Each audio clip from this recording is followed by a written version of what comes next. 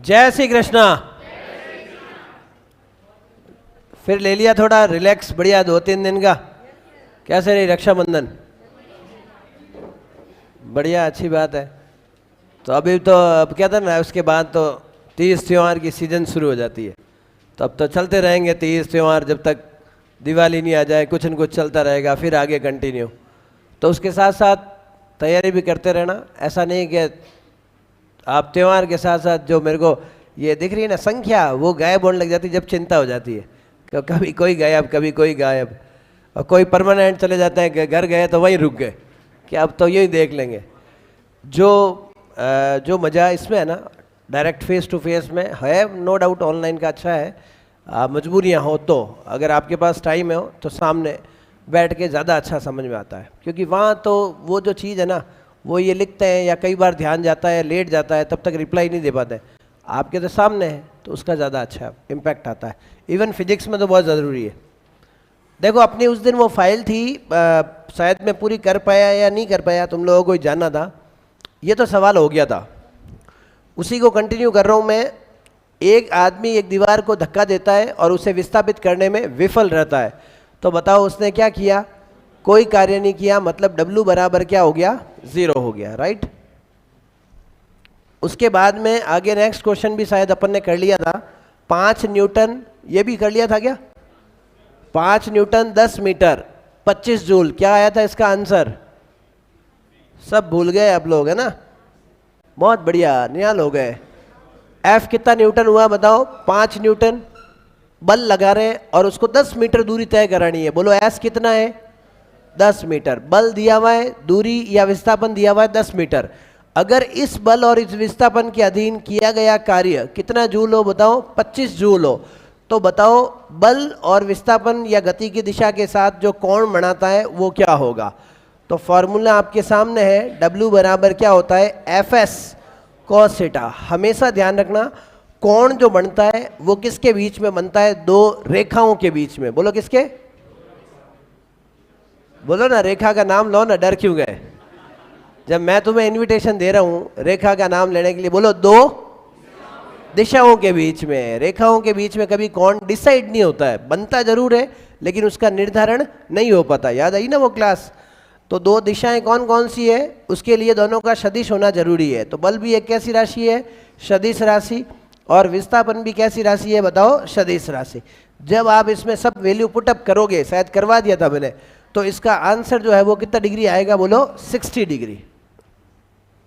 चलिए साहब, हाँ ये सवाल था, उस पर ही शायद अपनी गाड़ी रुकी थी, यही हुआ था ऐसा कुछ, कि ये भी हो गया था?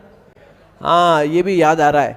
और मैंने इसमें एक चीज़ आप लोगों को शायद कही थी, मैं इसको पहले भी आप लोगों के साथ इस पर ऑब्जेक्शन लाया था मैं, कि लॉन का जो रोलर होता है या ग्रास कटिंग जो मशीन होती है, उसको चलाने का तरीका मैंने आपके पहले वाले तरीके पे भी ऑब्जेक्शन किया था और अभी भी आपके उस तरीके पे मैं ऑब्जेक्शन करूंगा। मैंने कहा भी था कि एक बार घर पे जाके प्रैक्टिस करके देखना कि लॉन रोलर की जो मशीन है उसको कैसे चलाते हैं, धक्का देते हैं आगे की तरफ या पीछे की तरफ खींचते हैं। तो आप लोगों ने प्रॉपर जवाब नहीं दिया था। मैं किसी ने मतलब अनुभव के आधार पे जवाब, या किसी ने सिर्फ देखा है तो वो भूल गए उस प्रोसेस को, किसी ने सही जवाब नहीं दिया। मुझे नहीं लगता, मैं आपके जवाब से सेटिस्फाई नहीं था, क्योंकि जहाँ तक मैं मानता हूँ कि ग्रास कटिंग जो है, देखना कभी आप उस चीज़ को नोटिस भी करना, या अगर कहीं पे किसी पार्क में हो तो वहाँ जाके उनको बोलना कि एक बार कट करके दिखाओ, तो फिर वो आपको चलाएंगे, जब पता लगेगा कि कौन सा ईजी तरीका है, फिर अपन वापस बात करेंगे। मैं पहले वाले पे आपके ऑब्जेक्शन करता हूँ, इसलिए कहा। आपका कहना है यूं और मैं सोचता हूं यूं, तो देखना दोनों में से कौन सा कॉन्सेप्ट राइट होता है। क्या करना चाहिए, पुश या पुल? अब तुम लोग कह रहे हो इतना सर बार बार कह रहे हैं, तो अभी एक काम करते हैं, क्यों ना सर के फेवर में ही चले जाए। मन मडानी हम लोग सर आपके फेवर में आते हैं कि ग्रास कटिंग की मशीन को हमें क्या करना चाहिए? पुल करना चाहिए, मतलब ऐसे पीछे की साइड चलानी चाहिए। आगे चलो, फिर देख के आना, फिर मुझे बताना, फिर मैं फिजिक्स का रीजन दूंगा उसके अंदर। क्या आगे चलाना चाहिए, धक्का देना चाहिए? जैसे ये मशीन है, ठीक है, ये है, और इसके अंदर कोई ऐसा हैंडल लगा हुआ है, पता होगा आप लोगों को, है ना? ऐसा ही कुछ होता है, यहाँ पे वो ऐसा बना हुआ होता है डब्बा, ऐसी कुछ होती है ना। और अगर मैं उसको कहूँ आपको चलाने का, तो फोर्स की डायरेक्शन जो होगी आपकी, वो कुछ इस प्रकार से होगी कि आप यूं धक्का दोगे तो आपको इजीनेस नहीं होगी, लेकिन अगर आप ऐसे चलाओगे पीछे की ओर तो उसके ऊपर एक सपोर्टिंग फोर्स लगेगा जिसको हम रिएक्शन बोलते हैं, जिसके कारण मशीन को चलाना क्या होगा, आसान होगा। कैसे, किधर की तरफ व्यक्ति उसको कैसे चलाएगा तब इजी रहेगा, बताओ, लोन रनर को। तो आप कहोगे उसको ये पकड़ के, अपने हाथ से पकड़ के किधर की ओर ड्रैग करेगा, बताओ, पीछे की ओर ड्रैग करेगा, तब उसके लिए वो आसान होगा चलाना।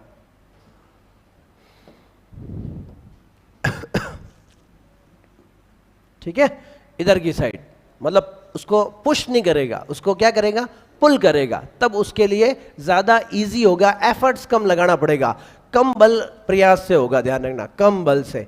तो ये याद रखने की बात है कि लोन रोलर को क्या किया जाता है, बताओ, धक्का दिया जाता है या उसको अपनी ओर खींचा जाता है? तो उसको अपनी ओर क्या किया जाता है, खींचा जाता है, जिससे उसको चलाना क्या होता है, आसान होता है। या लिख देता हूं, पुल जो है वो बेटर तरीका है, अपनी ओर खींचना। चलो अब सवाल क्या कह रहा है, ये तो करवाया था क्या मैंने, कितने बल का उपयोग करके लॉन के साथ 60 डिग्री का कोण बनाते हुए 1 किलोमीटर तक विस्थापित किया जाता है? अगर आप दिमाग लगाओ तो मैं आप वाली बात को थोड़ा, मैं मेरी वाली बात को प्रूफ भी दे सकता हूँ, और आप वाली बात तो यहाँ पे देखना गड़बड़ हो जाएगी थोड़ी। हाँ, कुछ कहना चाह रहे हो? हाँ बिल्कुल सही है, वो ट्रॉली बैग वाला कॉन्सेप्ट मान लो, कुछ भी मान लो, मैं उसी अंदाज में अभी ये कर रहा था, तब तक आपने बोल ही दिया।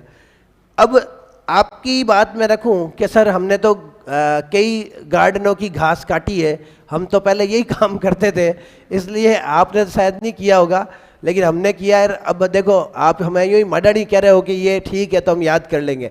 तो अब मैं आपको इस सवाल से ही प्रूफ दे देता हूँ कि अगर मान लो व्यक्ति बल लगाता, यही व्यक्ति बल लगाता, तो बल की दिशा किधर होती है आपके लिहाज से, बताओ, आपके लिहाज से यूँ होती है ना, ऐसे ही लगाता, और विस्थापन आप क्या कर रहे हो, यूं कर रहे हो, सही है।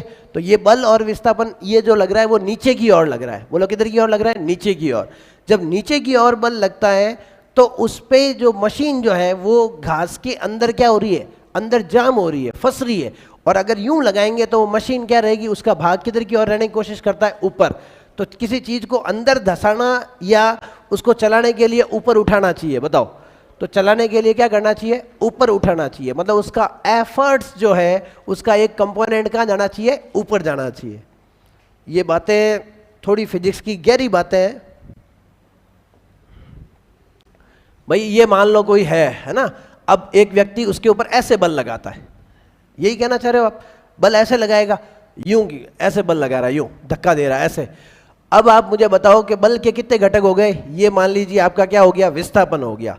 तो फटाफट से बताओ बल के कितने घटक हो गए, एक घटक तो ये हो गया जिसका नाम क्या हो गया, बोलो, एफ कॉस थीटा, और दूसरा वाला घटक एफ साइन थीटा। मतलब आपके द्वारा लगाए गए बल से उसका भार प्रभावित हो रहा है कि नहीं हो रहा है, बताओ, भार किधर की ओर होता है, अरे जवाब दो, भार किधर होता है, ये खुद का उसका क्या हो गया, बताओ, स्वयं का भार, और आपके द्वारा लगाए गए बल का, ये आपके द्वारा लगाए गए बल का क्या हो गया, बोलो, घटक हो गया, सही है। अब मुझे बताओ वो चीज थोड़ी ज्यादा भारी नहीं हुई क्या, उसको चलाना आसान है कि मुश्किल हो गया, क्योंकि अब इसके भार में क्या हो गई, इस अवस्था में भार में क्या हो जाती है, बोलो, वृद्धि हो जाती है, और भार में वृद्धि है तो उसको चलाना थोड़ा सा क्या हो गया, बोलो, ज्यादा भारी हो गया, तो उसको चलाना क्या हो गया, मुश्किल।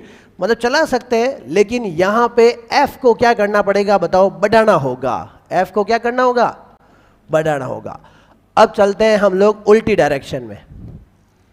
ये लोन रोलर है, इसको मैं क्या करता हूं, ऐसे अपनी तरफ खींचता हूं, सही है, ऐसे अपनी तरफ क्या करता हूं, खींचता हूं।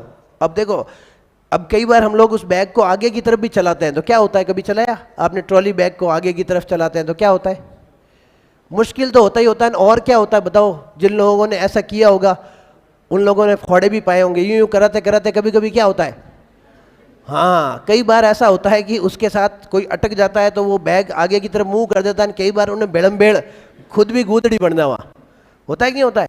मान लो व्हील कई बार जाम हो जाता है, तो व्हील जाम होता ही वो तो क्या करेगा, वो खुद तो रुक जाएगा और बैग को क्या करेगा, मुंह करके आगे ले जाएगा, और पता कटे बांगा जो हाल था वहाँ यूं यूं करता करता गट ठाई नहीं पड़े। अब बताओ मुझे इसमें बल के कितने घटक होंगे? भाई विस्थापन तो अब इधर होगा, सही है ना, ये थीटा हो गया। फटाफट से बोलो भाई mg किधर लगेगा? नीचे की ओर, गुड। यहां पे कौन होगा आपका? f cos theta. और इधर वाला कंपोनेंट क्या होगा? एक बात बायोलॉजी वालों आप याद कर लो, जो जिसके साथ कोण बनाता है वो घटक क्या होता है? कॉस, और उसके लंबवत वाला क्या होता है? साइन। लेकिन लंबवत तो तुम कह सकते हो सर कॉस के लंबवत ये वाला भी हो सकता है, लेकिन आपको आजू बाजू में जाना है, समझ में आया? एक कोण की साइड में, एक कोण के दूसरी साइड में। अब बताओ ये भार को, ये बंदा क्या करेगा? भार को कम करने की कोशिश कर रहा है या ज्यादा करने की कोशिश कर रहा है?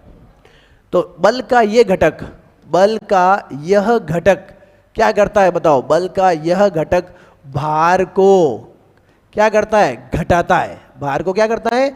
घटाता है। अर्थात चलना, अर्थात चलाना क्या हो गया? आसान हो गया। तो आपको क्या करना चाहिए बताओ? जल्दी से बोलो, लॉन रोलर को धक्का देना चाहिए या खींचना चाहिए? खींचना चाहिए, ठीक है। अब तो इस सवाल को करना तो कोई बड़ी बात नहीं है। किया गया कार्य बोलो जल्दी जल्दी, W बराबर एफ एस कॉस थीटा। क्या मिला हुआ है आपको? बल मिला हुआ है, ये रहा बल। क्या आपको विस्थापन पता है क्या? 1 किलोमीटर है, ध्यान रखना। और थीटा कितना डिग्री है? 60 डिग्री। जल्दी जल्दी बोलो, 200 इंटू 10 की घात, क्यों आया 10 की घात 3? 1 किलोमीटर में 1000 मीटर। और कॉस 60 का मान 1 बेटा 2, क्या कहोगे? 1 बेटा 2, ये बेटा ये बाप। बोलो आंसर क्या आएगा? 10 की घात 5 जूल। मिल गया बेटा? चलो और करो प्रार्थना, 1 बेटा 2। सब हो गए थे सवाल, ऐसा क्यों लग रहा है? क्या करेंगे यदि बल को भी दुगना और बल की दिशा में विस्थापन को भी दुगना, तो बताओ कार्य कितने गुना हो जाएगा? क्यों भाई? क्योंकि W बराबर क्या होता है? F into S. इसको डबल, इसको डबल, तो ये कितने गुना हुआ? चलो ये शायद अपन ने फिर वो एक लाइन डाली थी, वही है। अगर किसी पिंड के ऊपर खूब सारे बल कार्य कर रहे हैं और वो पिंड अगर कौन सी अवस्था में बताओ? स्थिर अवस्था में, फैल है गर्म हवा रही, और पिंड क्या है बताओ? स्थिर है या गतिशील संतुलन में है, तो बताओ उस अवस्था में उसके द्वारा किया गया कार्य क्या होगा? 0 होगा। मतलब सब बल लग रहे हैं फिर भी वो वस्तु चल नहीं रही है, तो उसके द्वारा किया गया कुल कार्य किसके बराबर होगा? 0 के। किया गया कार्य 0 होगा। ये ऑप्शन लेना है, उस दिन लिख दिया था, मेरे को याद आ रहा है। हाँ अब बताओ इसका आंसर। ये नहीं हुआ था उस दिन, हुआ था क्या? एक कण पे बल कितना लग रहा है बोलो? 5i cap plus 3j cap, ठीक है। और इसका विस्थापन मूल बिंदु से जो हो रहा है वो कितना है बताओ? r बराबर, इसी को विस्थापन बोल दिया, 2i प्लस 1j। ऐसा 1 कभी लिखते नहीं है, इन्होंने लिखा तो अच्छी बात है। एक बात यहां पे नोटिस करो भाई, मूल बिंदु से इसका विस्थापन, क्या मतलब हुआ इसका? मतलब हम कहां से ले गए उसको? 0i कैप से लेके 0i 0j, और उससे कहां तक विस्थापित किया? 2i cap plus 1j cap. मैं आपकी बात को बीच में रोकते हुए कुछ समझाना चाहूंगा। ये विस्थापन नहीं है एक्चुअली, ये स्थिति सदिश है। कौन सा सदिश है ये? स्थिति सदिश। देखो सभी स्टूडेंट पहले सुनेंगे और समझेंगे, ये तो बल सदिश है। अब मुझे बताओ पहले विस्थापन सदिश का फॉर्मूला क्या होता है? विस्थापन क्या होता है? वेरी गुड, विस्थापन होता है अंतिम स्थिति माइनस प्रारंभिक स्थिति। बोलो सही है? अंतिम स्थिति माइनस प्रारंभिक स्थिति। अब मुझे यहाँ पे विस्थापन सदिश चाहिए, तो सब जगह सदिश आएगा।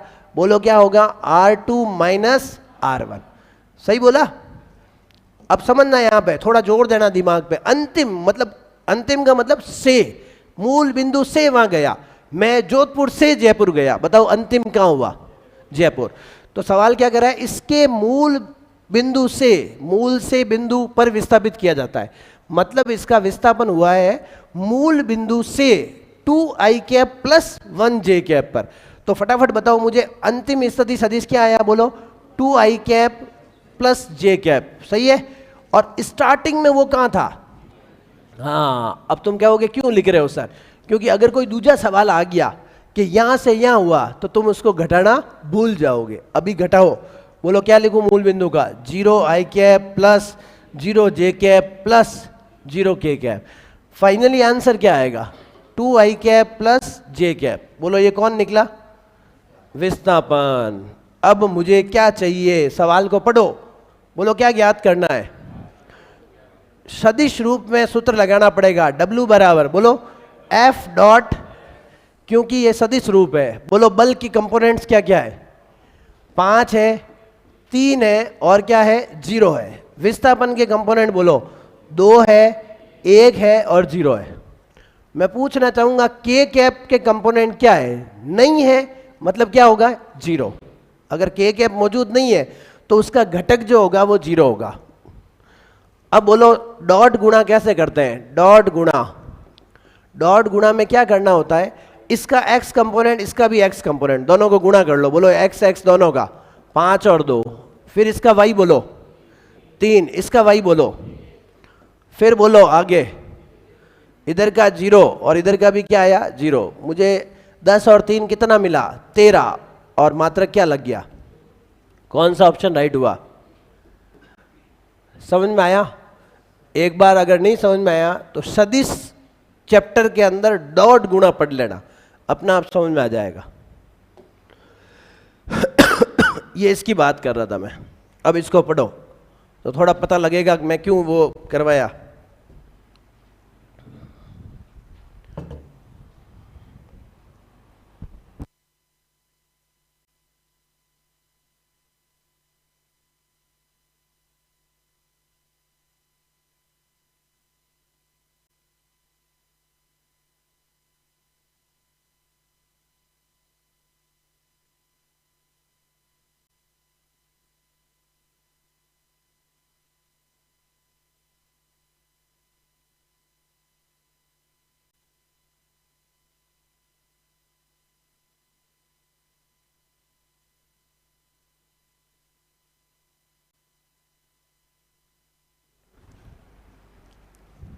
चलिए क्या कह रहा है? एक वस्तु पे बल जो लग रहा है वो क्या दिया हुआ है? बोलो F जो दे रखा है आपको। वैसे पूरे वैल्यू से मतलब नहीं होता है हमें, किससे मतलब होता है? बोलो इसके कंपोनेंट से। बोलो जल्दी से, क्या कंपोनेंट है? 3 -2 और क्या हो गया? बोलो 4। अगर किसी वस्तु पे या पिंड पे ये बल लगाते हैं तो वो कहां से कहां जाती है? बताओ। A से B जाती है। A बोले तो फटाफट बोलो 8 -2 -3 और B बोले तो। अब देखो मेरी बात सुनो। मुझे इसकी प्रारंभिक स्थिति से मतलब है या मुझे इसकी अंतिम स्थिति से मतलब है या इन दोनों के अंतर से प्राप्त विस्थापन से मतलब है? बिल्कुल सही फरमाया। अंतिम स्थिति माइनस कौन सी स्थिति? प्रारंभिक स्थिति। तो हमें पता है विस्थापन सदिश होता है, बोलो क्या? R2 माइनस, सही है। अब इसमें से इसको माइनस करना है और मुझे IJ के चाहिए या उसकी वैल्यूज चाहिए? जब भी सदिश रूप लेंगे ना तो उसके कंपोनेंट्स चाहिए। पर लिख लो पहले एक बार, सिर्फ अंतिम पे नजर दौड़ाओ, अंतिम स्थिति पे। बोलो क्या लिखेंगे? -2 आई कैप पहले लिखो, फिर बोलो इसको कूल करो भाई, 0 जे कैप प्लस 6 क्या हो गया? बोलो के कैप। अंतिम स्थिति सदिश, सही। माइनस प्रारंभिक पे नजर, यहां रखो नजरें, आटी उटी बाका मत फाड़ो। अब उनने देखे आ गया वो किकर करे है नहीं।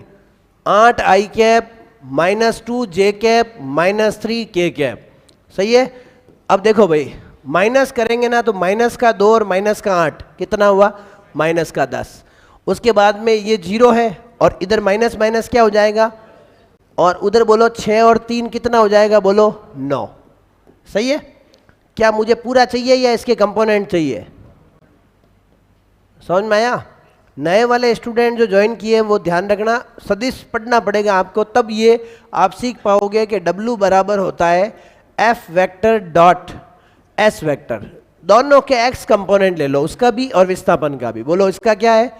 3, इसका x बोलो, बोलेंगे नहीं नए वाले, चुप चुप बैठ रहेंगे। y वाला बोलो -2, इसका बोलो, तीसरा बोलो उधर का कितना है 4 और विस्थापन का 9। गुणा भाग करना आता है क्या? कितना आएगा? 2 आएगा। चलो इसको गुणा भाग कर लिया 30, ये 36, फिर आ जाएगा आप देख लो 6 और 6 में से 4 गया, कितना आएगा? 2। बल विस्थापन वक्र और विस्थापन अक्ष के बीच का क्षेत्रफल किस भौतिक राशि को व्यक्त करता है? बल और विस्थापन के बीच का वक्र साथ में हो तो देख लेना। बल विस्थापन के बीच का जो क्षेत्रफल है वो किसको व्यक्त करता है बताओ? बल और विस्थापन के बीच का वक्र किसको शो करेगा? बिल्कुल सिंपल सी बात है, ये तो तुम लोगों को मैंने ग्राफ से तो पहले बहुत पहले एक्सपर्ट किया था। देखो जब भी ऐसे सवाल आते नहीं ऑप्शन देखते ही लग जाता है ये थोड़ा टफ होगा, अपने से बैठेगा ही नहीं। हम लोग आधे तो चिंता में ही हो जाता है, ऐसा ये क्या है, दुनिया भर के अटाड़े सब एक साथ लाके टेक दिए, कोई दिवाली की सफाई करी हो जो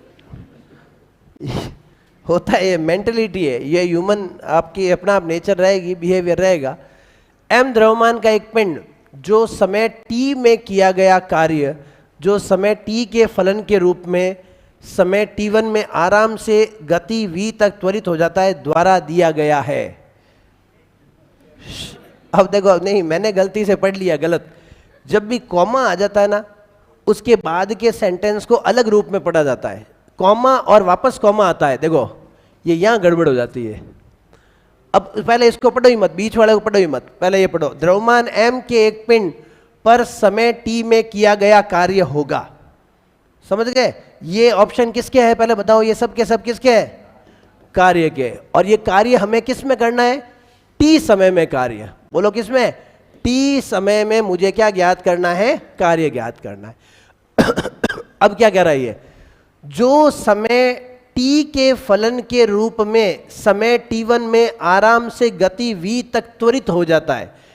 अब देखो ये थोड़ी सी लैंग्वेज को समझने का प्रयास करना, मतलब ये कह रहा है एक बॉडी है जिसका द्रव्यमान क्या है? m है, जो स्टार्टिंग में किस मोड में है बताओ? रेस्ट मोड में, ठीक है। और इसको रेस्ट मोड से हम क्या कर रहे हैं? समय t1 में वो v गति प्राप्त कर लेता है, मतलब पहले उसका u बराबर क्या है, ठीक है, यहां तक समझते रहना। अब आपको कह रहा है कि ये बंदा क्या करता है? चलता चलता ये चलने लग जाता है और चलते चलते क्या हो जाता है कि एक दूरी तय करता है। चलते चलते क्या करता है? एक दूरी तय करता है। थोड़ा समझने का प्रयास करना। पहले तो मैं बीच वाले सेंटेंस की बात कर रहा हूं, जो समय t के फलन के रूप में समय t1 में आराम से v गति तक त्वरित हो जाता है। पहले तो इस सेंटेंस का मतलब समझो। पहले वो रेस्ट में था, अब बताओ ये क्या हो गया? उसका वेग, अंतिम वेग बोलो क्या हुआ? v हो गया, ठीक है। और किस टाइमिंग में हुआ ये? t1 में। और ये गति कौन सी है बताओ? त्वरित गति, ठीक है। मतलब ए हमें जानकारी में नहीं है, ए है इसके साथ। भाई एक बॉडी रेस्ट में थी, समझ में आया मेरी बात? एक बॉडी रेस्ट में थी, उसके ऊपर किसी बंदे ने कोई बल लगाया होगा, तो बल लगाने से जो बॉडी रेस्ट में थी वो बॉडी v वेग से चलने लग गई। अब वो v कुछ भी हो सकता है, जैसे मान लो 0 की स्पीड में थी, रेस्ट में थी, और मैं उसके ऊपर ठेला चला रहा था, उसके ऊपर बल लगाता गया। 15 मिनट बाद में उस ठेले की स्पीड हो गई मान लो 25 मीटर प्रति सेकंड। समझ रहे हो मेरी बात? वो त्वरित का मतलब उसको लगातार मैं क्या करता गया? बढ़ाता गया। तो ये t1 समय में हुआ। तो बताओ इससे हमें कौन सी जानकारी मिल रही है? इस समीकरण को देख के बताओ फटाफट, कौन सी जानकारी मिल रही है आपको? कौन सी जानकारी हमें इससे क्विकली प्राप्त हो रही है ताकि हम इसको फटाफट बता सकें कि ये आंसर ये होगा सर? अगर मैं आपसे पूछूं कितनी दूरी तय करेगा तो भी आप बता सकते हो? बता सकते हो नहीं बता सकते हो? देखो ऑप्शन को देखो, सवालों इसके पूरे ऑप्शन को देख लो, आपको पता चल रहा होगा कि यहाँ पे क्या बन रहा है। देखो अलग अलग फॉर्मूले बन रहे हैं, हाफ mv स्क्वायर, ये स्क्वायर वो स्क्वायर। तो मैं आपको ये कहूँगा गति का पहला समीकरण बोलो, v बराबर क्या होता है?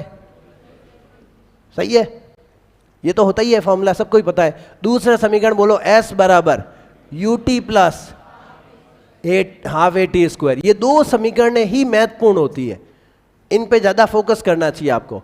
और ज्ञात क्या करना है बताओ, समय t में किया गया कार्य ज्ञात करना है। तो समय t में किया गया कार्य ज्ञात करने के लिए पहले तो हम इस समीकरण को यूज कर लेते हैं जल्दी जल्दी, ताकि हम लोग समय में किया गया कार्य ज्ञात कर लें। पहली समीकरण बोलो, v बराबर u की जगह आगे बोलो a इंटू, हो गया। यहां से अगर मैं आपको पूछूं बताओ a बराबर क्या आएगा, v अपॉन t1। ये तो मैंने किस सेंटेंस से उठाया, थोड़ा हार्ड सवाल है, बताओ ये मैंने कहां से लाया, ये लाइन, ये वो जो कॉमा से लेके कॉमा तक का जो सेंटेंस था ना, उससे मैंने क्या प्राप्त किया बोलो, a प्राप्त किया। ठीक है, अब ऊपर वाले सवाल को देखता हूं। यहां m द्रव्यमान के कण द्वारा t समय में किया गया कार्य, t समय में किया गया कार्य, कोई मुझे बताएगा कार्य का फॉर्मूला क्या होता है? W ज्ञात करना है मुझे, जनरल फॉर्मूला, यहां कोई कोण की बात नहीं हो रही है। तो W बराबर सबको याद होना चाहिए, W बराबर होता है F इंटू एस। अब जल्दी जल्दी बताना, W की जगह W, F बराबर क्या होता है, MA इंटू, क्या हमें ऑप्शन के अंदर MAS में से कौन सी चीज नजर नहीं आ रही है बताओ? M नजर आ रहा है क्या? ना तो A नजर आ रहा है ना S नजर आ रहा है। अब देखो किस समय के अंदर पूछा है बोलो, ये बताओ व्हाट इज S? S क्या है? S क्या है बताओ? तय की गई दूरी ऑब्लिक, बोलो क्या है, विस्थापन। और कितने समय में बताओ, कितने समय में?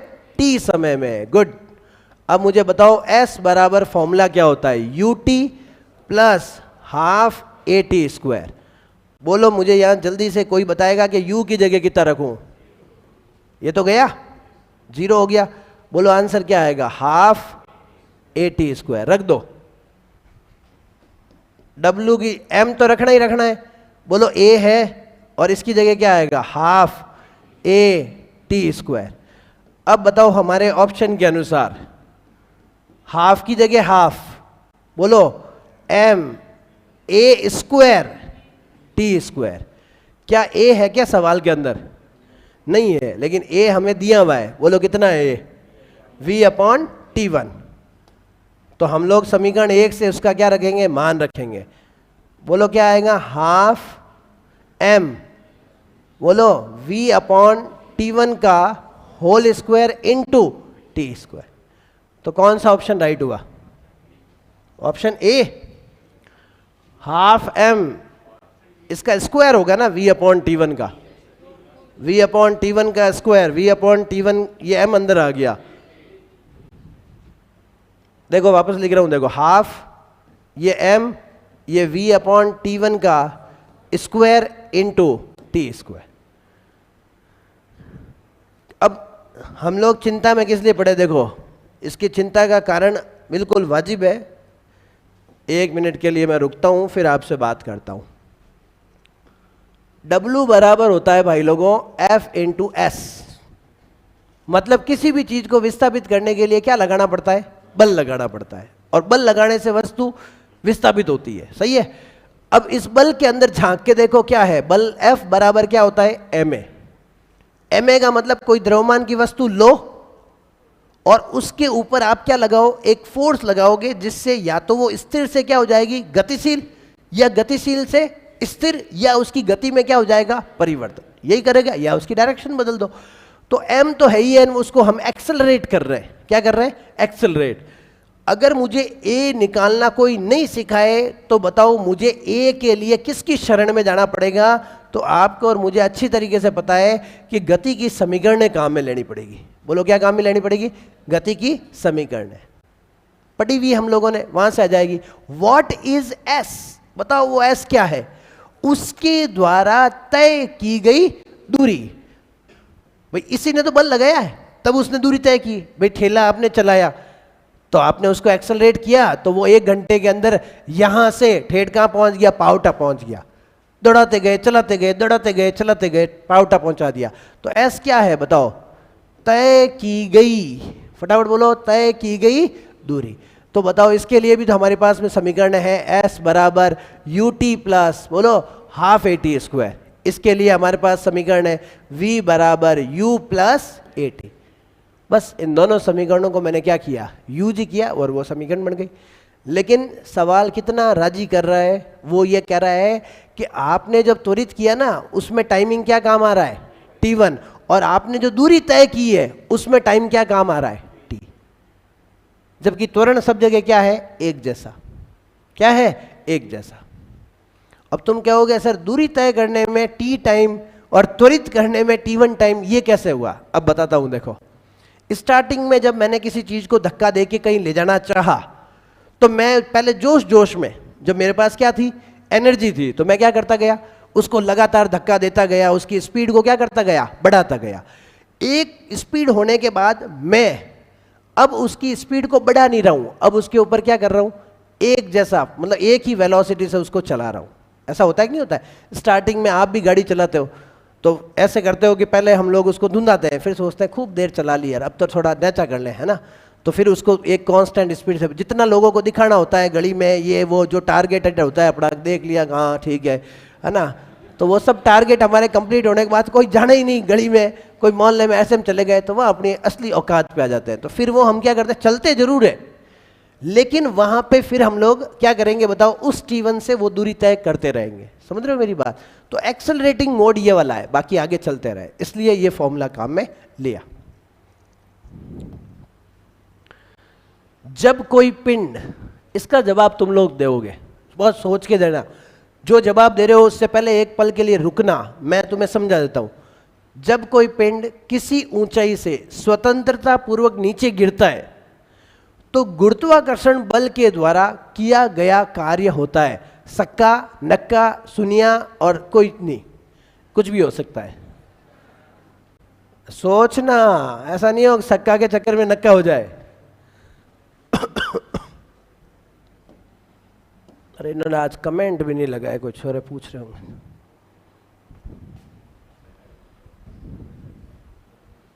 देखो इतने सारे ऑप्शन है।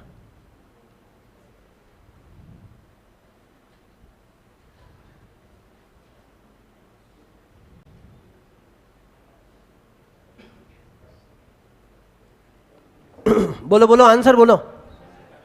शून्य, है ना, बहुत बढ़िया।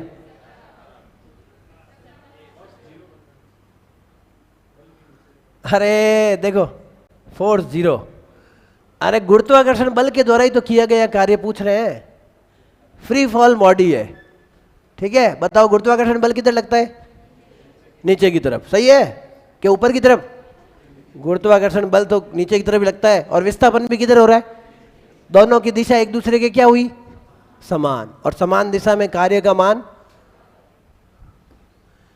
यहां बल एवं विस्थापन एक ही दिशा में है, क्या है, एक ही दिशा में है।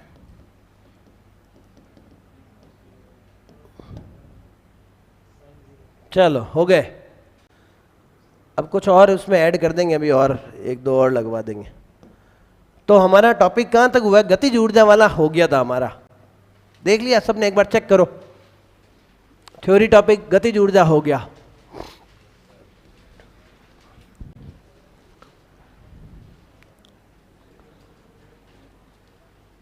गतिज ऊर्जा का संवेग के साथ ताल्लुकात, इसमें ये सवाल मैंने आपको करा दिया, देखा होगा आपने, देख लिया।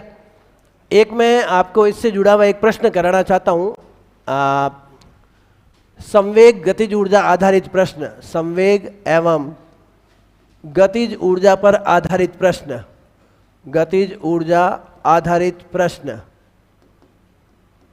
अब लिखोगे नहीं कुछ भी, है ना, बिल्कुल ध्यान दोगे सीरियसली, ताकि मुझे पता लगे कि तुम लोगों को समझ में आ रहा है कि चुपचाप लिख रही हो। क्या होता है संवेग और गतिज ऊर्जा में रिश्ता, बताओ ये रिश्ता क्या कहलाता है? K बराबर होता है p²/2m, सही है। देखो ऐसा जनरली सवाल आता है कि संवेग को बढ़ा दिया जाए तो गतिज ऊर्जा पे क्या प्रभाव पड़ेगा, ऐसे सवाल आते हैं। यदि प्रश्न में, ये शायद मैं पहले कह चुका हूं, यदि प्रश्न में संवेग में परिवर्तन, संवेग में परिवर्तन अति अल्प, संवेग में परिवर्तन क्या हो, अति अल्प। अर्थात अति अल्प का मतलब कैसे हो, जैसे 1%, 2%, 5%, 10%, ये परिवर्तन कैसा कहलाता है बताओ, अति अल्प। सुन रहे हो मेरी बात? जैसे एक तो मैंने कहा कि एक वो सवाल कराया 100% बढ़ा दें, कराया था कि नहीं कराया था? ये उसमें काम में नहीं लेना है। कब लेना है ये काम में? जब परिवर्तन क्या हो, अति अल्प, अति अल्प प्रतिशत परिवर्तन, अति अल्प प्रतिशत परिवर्तन। समझ गए मेरी बात? तो 1%, 2%, 5%, 10% हो तो गतिज ऊर्जा में प्रतिशत परिवर्तन के लिए, प्रतिशत परिवर्तन के लिए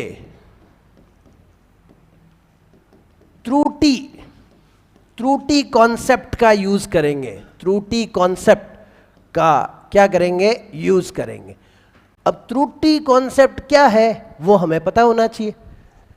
त्रुटि कॉन्सेप्ट क्या होता है? देखो, जैसे कि एक सवाल आ गया कि किसी के द्रव्यमान को मैं चेंज नहीं करूं और उसके संवेग को 1% बढ़ा दूं तो गतिज ऊर्जा पे कितना असर पड़ेगा। तो त्रुटि के अंदर ये कहता है कि अगर मान लो इसमें 1% कर रहे हो तो इसका असर घात आगे आएगी। बोलो, घात क्या आएगी? आगे आएगी। इस पे जोर दे रहा हूं मैं, ध्यान रखना, ये पहले पढ़ा चुका हूं मैं और अच्छे से समझा चुका हूं। तो त्रुटि कॉन्सेप्ट ये कहता है कि के में प्रतिशत परिवर्तन, के में कौन सा परिवर्तन? प्रतिशत परिवर्तन के लिए जिम्मेदार कौन है? बताओ, के कह रहा है कि मैं क्यों बदलूं? बताओ, के क्यों बदलता है? क्योंकि आपने किसको बदला? पी को या एम को, दोनों ही रेस्पॉन्सिबल है। अगर मैं ये कहता हूं के में प्रतिशत परिवर्तन इज इक्वल टू क्या होता है, सुनना ढंग से, 2 गुना पी में प्रतिशत परिवर्तन। बोलो, 2 गुना पी में प्रतिशत परिवर्तन। सही है? सुनो मेरी बात, के फॉर्मूला बोलो एक बार, के बराबर क्या? P square upon 2m। मतलब के पर पी का असर स्क्वायर रूप में पड़ता है। बोलो, किस रूप में? अगर मैं इसको 4 गुना करता हूं तो बताओ के कितने गुना होगा? 16। बोलो मुंह से, ये तो बड़ी बातें हैं। बोलो, कैसी बात है? 4 गुना करना मतलब कितना परसेंट हुआ? 4 गुना मतलब 300% बढ़ाना। लेकिन मैंने यहां क्या लिखा है? इसका यूज कब करोगे? यदि प्रश्न में संवेग में परिवर्तन, ये सीधे सीखो यहां पे, है ना, अगर संवेग में परिवर्तन कैसा हो, अति अल्प आवे, तो हमें क्या करना है? सीधा ये 2 को आगे लेना है और उसके आगे क्या लगाना है? पी में प्रतिशत परिवर्तन। 100% आ जाए तो ये कॉन्सेप्ट काम में नहीं लेना है, क्योंकि 100 आएगा तो तुम लोग तो उसको कह दोगे 200 हो गया। नहीं, ये काम में, ये छोटों में काम में लेना है। ठीक है? 2 इंटू पी में प्रतिशत परिवर्तन आगे प्लस माइनस हो, ध्यान रखना, कॉन्सेप्ट काम में लेना है, त्रुटि वाला पूरा नहीं आएगा। प्लस एम में प्रतिशत परिवर्तन, एम में कौन सा परिवर्तन? प्रतिशत परिवर्तन। अब देखो, सुनो मेरी बात,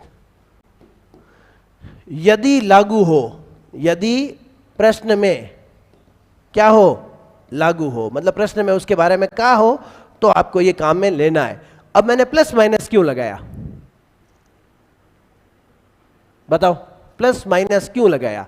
अरे भाई, m को बढ़ाने से, मेरी बात सुनो, m को बढ़ाने से k पे क्या असर पड़ता है? k कम हो जाता है। तो जरूरी है क्या ये बढ़ाएगा ही बढ़ाएगा? वो डिपेंड करेगा सवाल की नेचर पे। भाई, मैंने संवेग को तो बढ़ा दिया, ठीक है, और द्रव्यमान को भी मैंने बढ़ा दिया। अब बताओ क्या होगा? k बढ़ेगा घटेगा?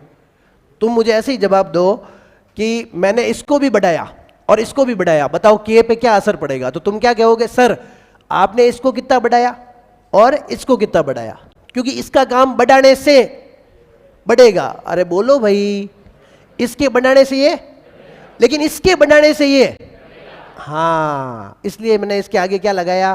प्लस या माइनस। यदि प्रश्न में ये लागू हो तो आपको इसका काम में लेना है। एक और बात, क्या मैं पी को घटा सकता हूं या बढ़ा सकता हूं? तो आप कहोगे घटा भी सकते हो। अगर मैं पी को घटाऊं तो के भी, समानुपाती है ना। अगर इसको घटाऊंगा तो ये घटेगा निश्चित है, और इसको घटाऊंगा तो ये बढ़ेगा। तो तुम कहोगे इसका मतलब ये हो गया सर कि हमें सवाल को देखना पड़ेगा कि उसका असर कैसे पड़ रहा है। तो एक के घटाने से दूसरा बढ़ सकता है व्युत्क्रम होने के कारण, इसलिए मैंने ये लिखा है। अब ये तो बातें सिर्फ क्या है, थ्योरेटिकल है। सवाल पे आते हैं। क्वेश्चन, यदि एक कण के द्रव्यमान को अपरिवर्तनीय रखते हुए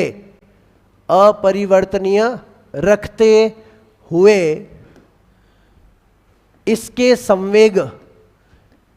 संवेग में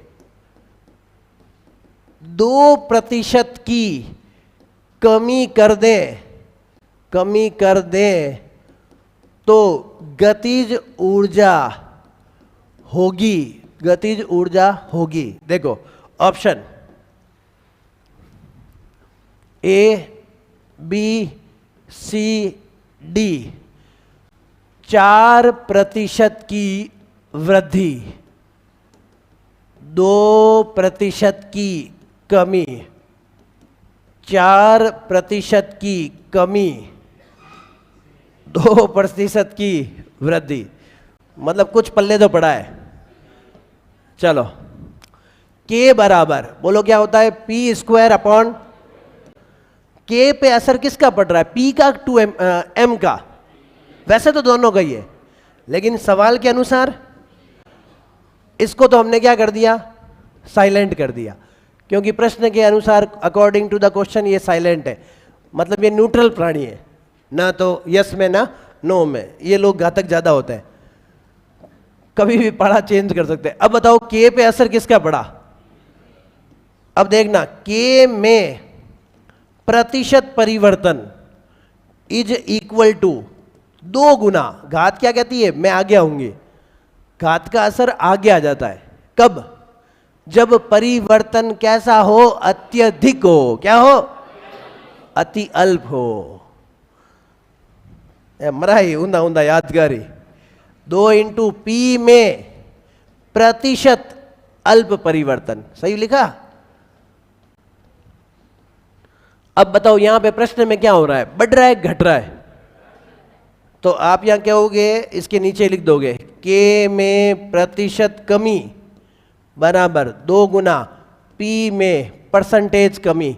बोलो कितनी कमी परसेंटेज कर रहे हैं हम लोग, तो 2 इंटू प्रश्न के अनुसार 2, तो आंसर कितना आएगा, और 4% की क्या होगी, तो कौन सा ऑप्शन राइट हुआ। अरे भाई डिस्प्ले लगा दो, तो मेरे कुछ पूछ रहे होंगे तो पता ही नहीं चल रहा है कैसे चला है।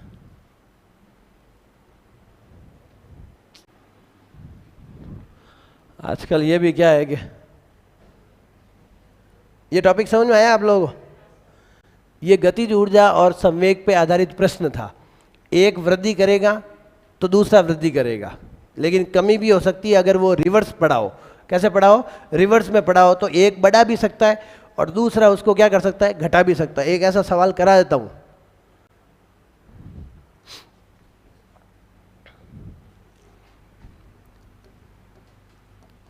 यदि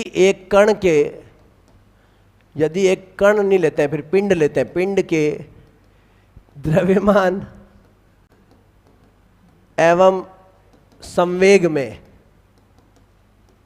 1% की वृद्धि कर दें, 1% की क्या कर दें, वृद्धि कर दें, तो गतिज ऊर्जा में प्रतिशत परिवर्तन होगा। जो दिमाग लगाएगा वो ही जवाब देगा। ये मत सोचना कि रटा रटाया मसाला काम आ जाएगा। बोलो, कुछ भी नहीं, क्यों मुंडा लगा हो रहा है। P square upon 2m।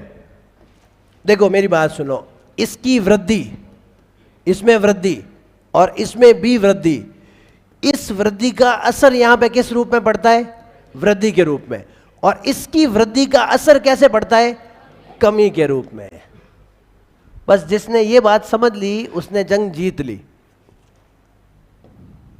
अगर दोनों वृद्धि है तो ऐसा हो रहा है। तो बताओ के में प्रतिशत परिवर्तन, क्योंकि मुझे पता नहीं है रिजल्ट फाइनली क्या आएगा। बोलो, 2 आगे लाऊं क्या? नहीं, 2 तो आएगा। कौन है नहीं? कहीं करे मुंडो तिरछो कर करन बोले नहीं नहीं है, चिंगम खावे फिर अलग। 2 इंटू पी में बोलो प्रतिशत वृद्धि, और वृद्धि का असर यहां पे प्लस रूप में ही होगा, इसको तो क्रेडिट देने में होगा, तो आगे प्लस लगा दिया। प्लस के माइनस, माइनस बोलो एम में प्रतिशत वृद्धि, क्योंकि इसकी वृद्धि से कुल मिला के आगे क्या मिलती है मुझे? ये माइनस क्यों आया? क्योंकि ये फायदा नहीं करता है के को नुकसान में ले जाता है, क्योंकि ये उसका व्युत्क्रम है। मेरी बात समझ नहीं रहे हो? अभी तो ढीले मुंडे करके बैठे हो, फिर सवाल आएगा ना उस टाइम क्या हो गया, सर हमने दोनों को ही साथ ले लिया। आपने त्रुटि में बताया था ना सबको जोड़ते हैं, वो अलग चीज है और ये अलग चीज है। हाँ बोलो, ये तो रिजल्ट देगा फायदे का। पी में कितनी % वृद्धि हो रही है? दोनों में एक ही है ना।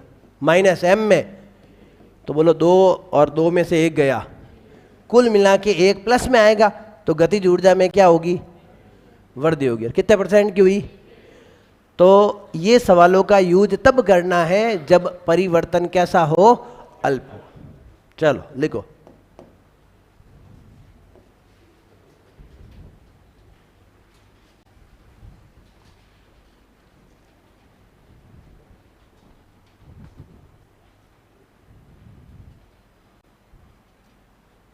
बहुत जबरदस्त ऑप्शन दिए हैं राम लखन ने, 3 3 3 कर दिया। देखो अब आपके कमेंट देखता हूं मैं। एक तो कल किस चैप्टर का टेस्ट होगा? कल का क्या है बताए हुआ चैप्टर? जहां तक पढ़ा है वहां तक, गति के नियम तक आएगा ना? हाँ, गति के नियम तक आएगा, मतलब first second third fourth 4 unit हो जाएंगे ना। आज मैं देखूं जेनेटिक मारे का टैट है, मारा गिरा करा देता तू। ऐसा सब तो मैंने आधा ही समझ में आवे। हाँ ठीक है। कुसुम ये कह रही है कि आगे की तरफ फोर्स लगाते हैं, गार्डनिंग की नहीं होगी कभी। एक बार जाओ भाई, कोई बढ़िया ना ढंग का कोई स्टेडियम लो, उसके अंदर 10 मशीनें लेके जाओ और वहाँ पे ग्रास कटिंग करो। लेकिन खुद करना, ऐसा नहीं मोटर लगा लगा के फिर ऐसे घुमाते रहो उसको। आजकल वो ज़्यादा आ गई मोटर वाली, है ना, इसीलिए तुम लोग सब बोल रहे हो मोटर वाली बोल रहे हो, खुद के एफर्ट्स वाली नहीं बोल रहे हो। ये सही बोला है प्रियंका ने, बैकवर्ड्स मतलब पीछे की तरफ खींचते हैं। प्रियंका ने जरूर माथाफोड़ी करी है। आ मसीना लेन मन लागे कोई बाल वाटिका तैयार करी होगी स्कूल में। कभी कभी होता है ऐसा, मौका मिलता है। बाकी ठीक है, ऑप्शन डी होगा, ये होगा सब कुछ।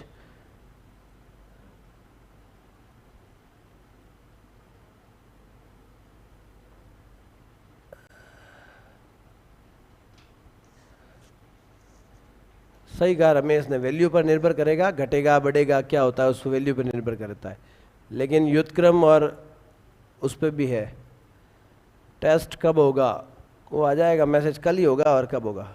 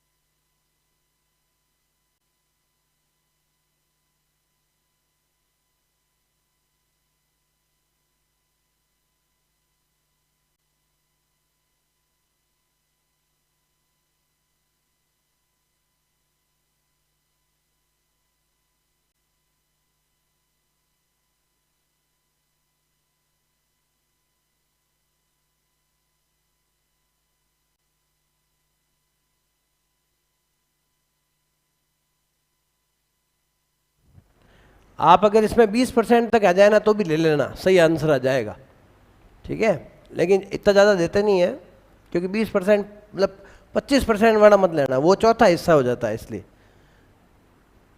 लेकिन आएगा, जहाँ तक मैं मानता हूँ 10% हाईएस्ट है, उससे ऊपर नहीं पूछते हैं। ये इजी तरीका है, कर तो आप ऐसे भी सकते हो, ऐसे मतलब कि वो लगा के भाई इतना था अब उसका इतना रह जाए, ऐसे गणित लगा के भी कर सकते हैं, लेकिन उसमें बहुत टाइम लगता है और रिजल्ट्स जो है वो फिर बहुत निकालने मुश्किल होते हैं, पूरी गणित लगानी पड़ती है। चेंज कर दिया मैंने, लिखना था क्या?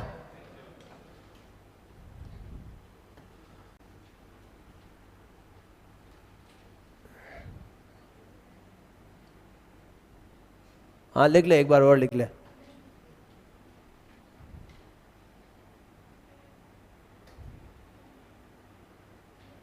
नहीं, कई लोगों को नींद आ जाती है, सेम ही लिख देते हैं वापस। लो चेंज।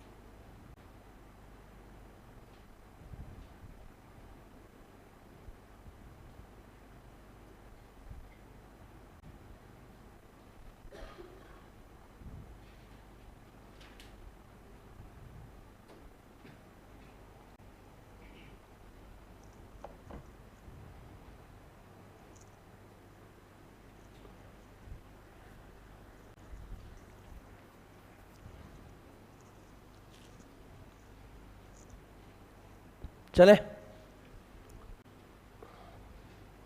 ये ऐसे और भी चीज़ें आएगी, ध्यान रखना है, प्रतिशत परिवर्तन वाली, इसलिए ये लाइन इस पन्ने को याद रखना कि प्रतिशत परिवर्तन की जब भी आए तो हमें इस कॉन्सेप्ट को हर जगह काम में लेना है, किसी भी रूप में वो दर्शन दे सकता है आपको। हो गया सबके? चलिए, स्वतंत्र गिरते हुए पिंड की गतिज ऊर्जा, स्वतंत्र गिरते हुए पिंड ऑब्लिक वस्तु की कौन सी ऊर्जा बताओ? गतिज ऊर्जा। स्वतंत्र गिरते हुए पिंड की कौन सी ऊर्जा? गतिज ऊर्जा। एक सवाल पूछना चाहूंगा पहले मैं आपको, एक सवाल मेरा, मैंने 5 किलोग्राम की एक वस्तु और एक पेपर को निर्वात में किसी ऊंचाई से गिराया, एक 5 किलोग्राम और एक पेपर, बताओ दोनों में नीचे जब पहुंचेंगे किसका वेग ज्यादा होगा? निर्वात है, निर्वात, दोनों का सोच लो, पक्का? दोनों को निर्वात में, कोई वैक्यूम नहीं है, कोई घर्षण नहीं है, कुछ भी नहीं है, दोनों को पेपर और उसको गिराया तो बताओ कौन पहले पहुंचेगा? एक साथ पहुंचेंगे। वेग किसका ज्यादा होगा? पत्थर का, बोलो। नहीं होगा, दोनों का बराबर होगा। अब मेरा सवाल है, गतिज ऊर्जा किसकी ज्यादा होगी? कोई बात नहीं, सवाल ही रखना है, अभी जवाब नहीं देना है, क्योंकि मैं जवाब देने के लिए तो मैं आया हूं, है ना, वही तो मेरे को समझाना है। मतलब तुम्हें 2 चीज पता थी कि निर्वात में अगर किसी भी द्रव्यमान वाली वस्तु को गिराओ, चाहे वो पेपर हो, चाहे बाटा हो, और चाहे कैसी बोतल ही ले लो और उसको ही पटक दो, तो बताओ क्या होगा? आगे हमारे बोतल ला रहे, बढ़िया है, तो उसको गिराएंगे तो साथ पहुंचेगी, चाहे कोई भी कुछ भी लो, पंख भी ले लो तो भी साथ पहुंचेंगे, लेकिन उनकी गतिज ऊर्जा में जरूर क्या होगा? फर्क होगा, वो फर्क देखना। स्वतंत्र गिरते हुए वस्तु की गतिज ऊर्जा, बताओ वैसे गतिज ऊर्जा का फॉर्मूला क्या होता है? K बराबर होता है ½ mv²।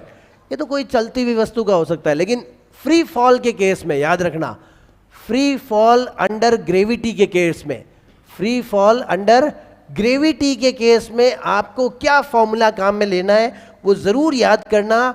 उसका फॉर्मूला होता है K बराबर mgs। क्या होता है बोलो फॉर्मूला? K बराबर mgs। ये याद कर लेना भाई, कर लोगे याद? m क्या है ये तो बताने की जरूरत नहीं है। जब कोई वस्तु है जिसका द्रव्यमान m है, उसको मैंने गिराया, अंडर ग्रेविटी जा रहा है, और इसको मैंने कौन सा फॉल किया बताओ? Free fall. तो mgs अगर मैं उसको कहता कि उसकी स्थितिज ऊर्जा क्या है तो आप जवाब देते mgh, लेकिन यहां पे आपको क्या याद रखना है? mgs। s क्या है? अब इसकी ट्रिक देखो, वहां तुमने याद किया होगा महात्मा गांधी हॉस्पिटल, ऐसे करते थे कि याद? कहां पे? अगर मैं पूछता स्थितिज ऊर्जा, लेकिन जब गतिज ऊर्जा हो तो आपको याद करना है महात्मा गांधी सपाखाना। बोलो क्या याद रखना है? महात्मा गांधी सपाखाना। K बराबर mgs, जोड़ दो और बोलो K बराबर mgs। बताओ स्थितिज ऊर्जा क्या होती है? mgh। ठीक है, यहां नीचे लिख दूं क्या? नोट, फ्री फॉल बॉडी की स्थितिज ऊर्जा क्या होती है बताओ? अभी टॉपिक पढ़ा या नहीं है, लेकिन कोई बात नहीं, बताओ उसका फॉर्मूला क्या होता है? U बराबर mg, बोलो h क्या है? हॉस्पिटल, h क्या है? तो फिर फर्क क्या हुआ सपाखाना में हॉस्पिटल में? महात्मा गांधी, बोलो क्या है ये? हॉस्पिटल। ये तो याद रखने के हिसाब से है। यहां पे s और h में कुछ तो फर्क होगा, बहुत बड़ा फर्क, यही फर्क बताना है मुझे। s जो होता है, हाँ बोलो, s होता है कण द्वारा प्रारंभिक बिंदु से, बोलो कौन से? प्रारंभिक बिंदु से तय की गई, बोलो फटाफट से, तय की गई दूरी। प्रारंभिक बिंदु कौन सा हुआ बताओ? जहां से छोड़ा, वो तो दिखती बात है। और h क्या है? What is h? इन दोनों को अलग करना बहुत जरूरी है, नहीं तो फिर मिक्स हो जाएगा सब। h क्या है? कण की धरातल, बोलो कहां से? धरातल से, बताओ क्या? ऊंचाई। धरातल से क्या हो गई? ऊंचाई। तुम लोगों को एक सवाल कराया था मैंने, मुझे याद है अच्छे से, 10√2 याद आया? कराया था ऐसा सवाल, बताया था कि नहीं बताया था? अलग अलग मिड के अंदर जो है वो √2 वाला एक कॉन्सेप्ट मैंने आपको सिखाया था। मैंने कहा वो याद करना एवरेज लेने के लिए, √u² + v²/2। याद आया? भूल गए? क्यों याद आएगा? अब कहाँ याद रहा इतना? 10√2 और ऐसे चलता था अलग अलग। अब h क्या है? कण की धरातल से ऊंचाई, जिस बिंदु की भी बात करोगे उसकी ऊंचाई लेनी है। और s क्या है? उसकी प्रारंभिक बिंदु से तय की गई दूरी। शब्दों में बहुत अच्छा लगता है, जब चीज आप धरातल पे जाके देखोगे ना तब पता चलेगा अक्सर कहना क्या चाह रहे हैं। देखते हैं,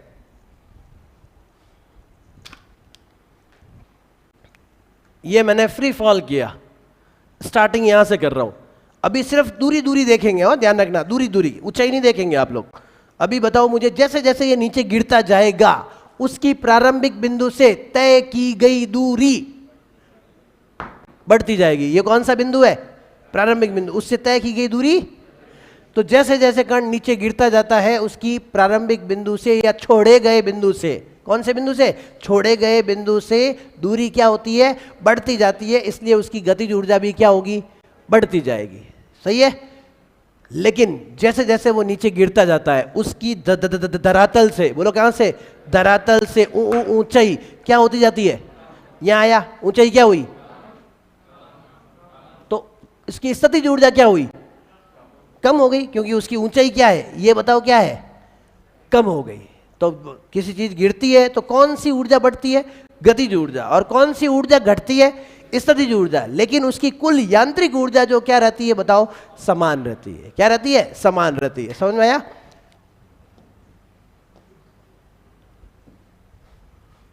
तो K बराबर mgs वर्सेस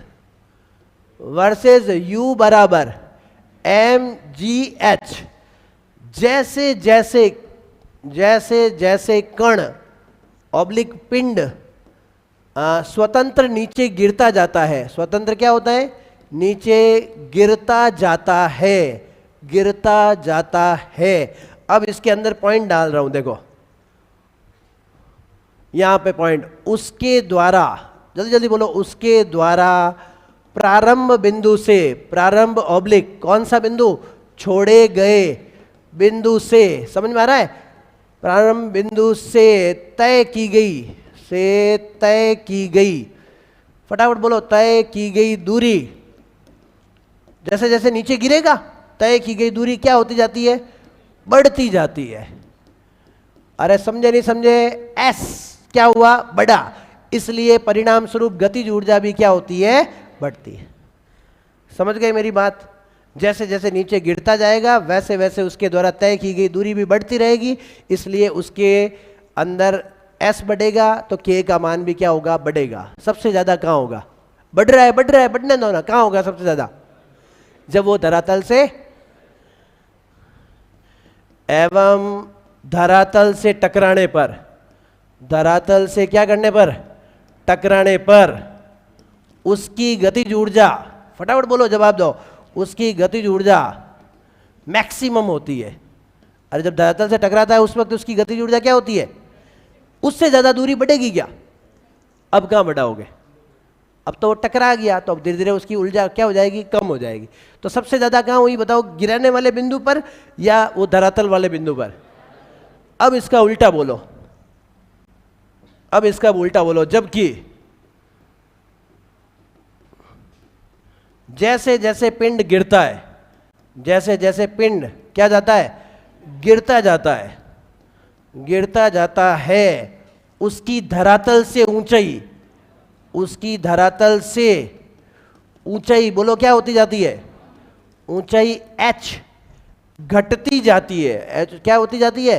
घटती जाती है। फलस्वरूप, फटाफट बोलो, फलस्वरूप गुरुत्वीय स्थितिज ऊर्जा, पूरा नाम उसका गुरुत्वीय स्थितिज ऊर्जा है। फलस्वरूप गुरुत्वीय स्थितिज ऊर्जा U भी क्या होगी? H घटेगा तो U भी क्या होगा? घटेगा। एक सवाल, धरातल पे पहुंचने पर U का मान क्या हो जाता है?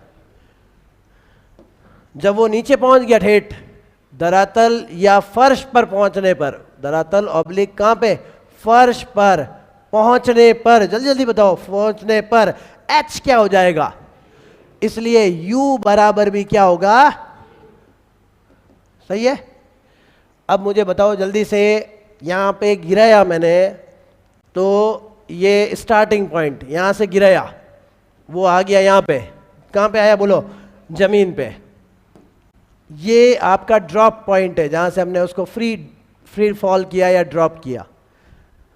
यहां पे मुझे बताओ गतिज ऊर्जा का मान के बराबर क्या होगा?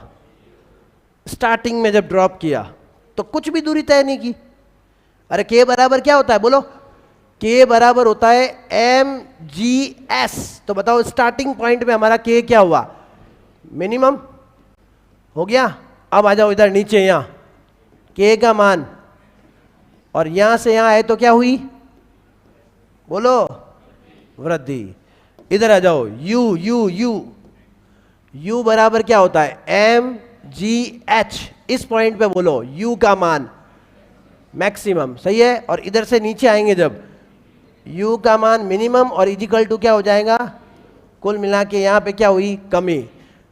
परंतु दोनों ऊर्जाओं का योग देखो, एक बढ़ रहा है और दूसरा क्या हो रहा है?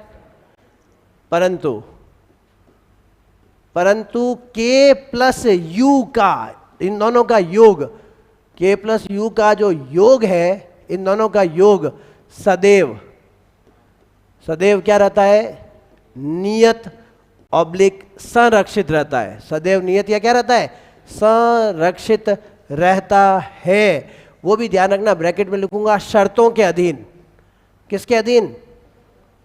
वो आगे बताऊंगा आप लोगों को। किसके अधीन रहेगा? शर्तों के अधीन। अब वो तुम्हें पता ही है शर्तें क्या क्या है। इस नियम को आगे जाके हम बोलेंगे यांत्रिक ऊर्जा संरक्षण नियम। बोलो क्या बोलेंगे? यांत्रिक ऊर्जा संरक्षण नियम। अब तुम कहोगे ये शर्तों के अधीन क्यों लिखा आपने? अगर कोई वायु आ जाए तो क्या होगा? दिक्कत हो जाएगी ना। घर्षण वर्षण कुछ नहीं होना चाहिए, वो शर्तों के अधीन चलेगा। किसके अधीन? शर्तों के अधीन। तो समझ में आया? फ्री फॉल के केस में गतिज ऊर्जा क्या होती है? बढ़ती है, और स्थितिज ऊर्जा घटती। MGH तो याद ही था, महात्मा गांधी हॉस्पिटल याद था। अब नया क्या याद करना है? महात्मा गांधी सपाखाना, वो तो फिक्स था यू में, और ये आप इसको लिया ना किसके अंदर? के के अंदर, लेकिन सिर्फ और सिर्फ फ्री फॉल ग्रेविटी के केस में। हर एक में इंट्रोड्यूस मत कर देना, नहीं तो गड़बड़ हो जाएगी। चलिए अब हम बात करते हैं कार्य ऊर्जा प्रमेय। कार्य ऊर्जा प्रमेय, इसको बोलते हैं हम वर्क एनर्जी थ्योरम। बोलो क्या बोलते हैं? वर्क, सुना होगा आप लोगों ने, वर्क एनर्जी थ्योरम।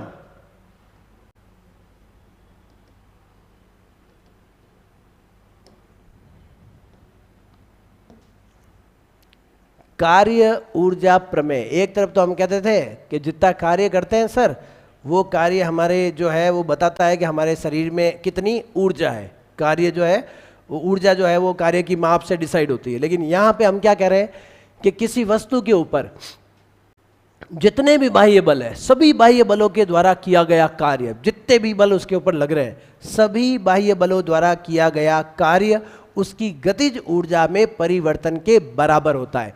याद रखना, किसी वस्तु पर सभी बाह्य बलों, सभी जितने भी उसके ऊपर है, सभी बाह्य बलों के अधीन किया गया कार्य, अधीन किया गया कार्य, थ्योरम है पूरी, किया गया कार्य W ऑल। भाई कोई भी कार्य किसी न किसी बल के अधीन संपन्न होगा, और हमें उसके अंदर सब बल ले लेना है, जो भी है वो सबको। कार्य उसकी, बोलो किसके बराबर होता है? उसकी गतिज ऊर्जा में परिवर्तन के तुल्य होता है। गतिज ऊर्जा में परिवर्तन के क्या होता है? तुल्य होता है।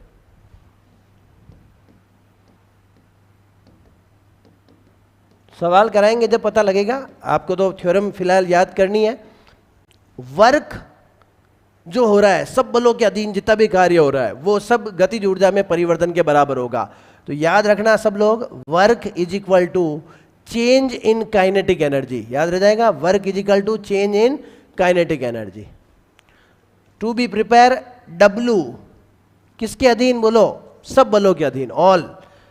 कोई नाम नहीं ले रहा हूं, संरक्षी या संरक्षी जितने भी सब। आगे बोलो, चेंज इन काइनेटिक एनर्जी का मतलब क्या होता है? बोलो डेल्टा के, या इसको ऐसे लिख सकता हूं मैं, के फाइनल माइनस के इनिशियल, या और अच्छे से लिखूं तो ये लिख सकता हूं, हाफ m v फाइनल का square minus half m v initial का स्क्वायर। ये आपकी कौन सी प्रमेय हो गई बताओ? कार्य ऊर्जा प्रमेय। बोलो क्या बोलते हैं इसको? कार्य ऊर्जा प्रमेय। अब तुम कहोगे सर इसका एक सवाल या इसका एक एग्जाम्पल दो, तब समझ में आवे, नहीं तो तुम्हें पता कैसे चलेगा क्या हुआ क्या नहीं हुआ। मैं एक बंदूक से फायर करता हूँ, ठीक है, तो फायर किया तो वो गोली क्या करती है? दीवार के अंदर जाती है, मोटी दीवार के अंदर जा रही है, ठीक है, सुनना अच्छे से। अब वो क्या करती है कि उस गोली का द्रव्यमान मैंने दे दिया कि भाई गोली का द्रव्यमान ये है, इस वेग से वो दीवार के अंदर घुसती है, जाएगी। कोई भी गोली दीवार के अंदर जाएगी तो क्या जितनी गतिज ऊर्जा उसकी है उतनी रहेगी या बदल जाएगी?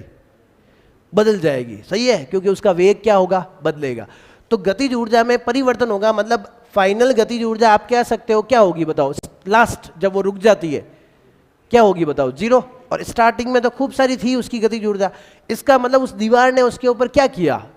क्या सपोर्टिंग कार्य किया या विरोधी कार्य किया?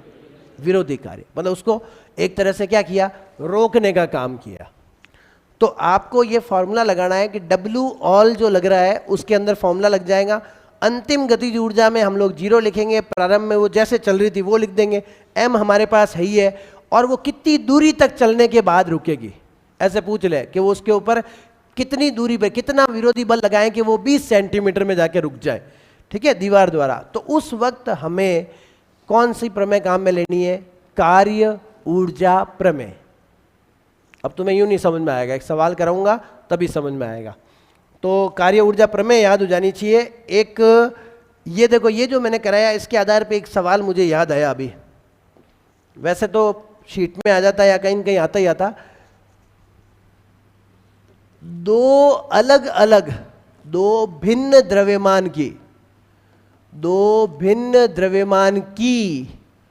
स्वतंत्र गिरती वस्तुओं,